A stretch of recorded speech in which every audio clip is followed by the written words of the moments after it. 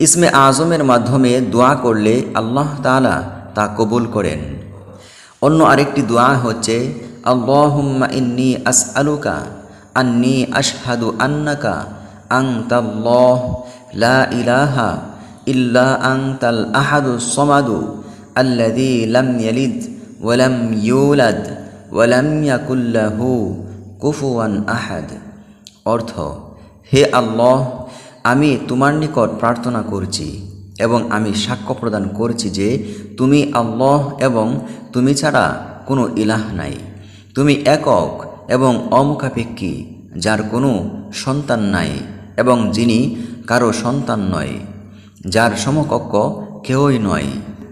এ দোয়াটি পড়ে যদি কেউ দোয়া করে তাহলে অবশ্যই ইনশাআল্লাহ তার মনের আশা পূরণ হবে। যেমন এই দোয়া সম্পর্কে বর্ণিত আছে হাদিস শরীফের মধ্যে, বুরাইদা রাদিয়াল্লাহু আনহু থেকে বর্ণিত, রাসূল সাল্লাল্লাহু আলাইহি ওয়াসাল্লাম দুইজন লোককে দোয়াটি বলতে শুনেছেন।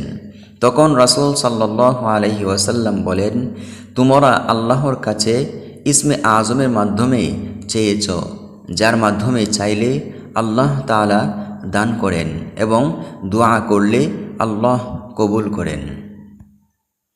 আল্লাহ রাব্বুল আলামিন আমাদের সকলকে এই দোয়াগুলো শিখে সেভাবে আল্লাহ পাকের কাছ থেকে চেয়ে নেওয়ার তৌফিক দান করুন।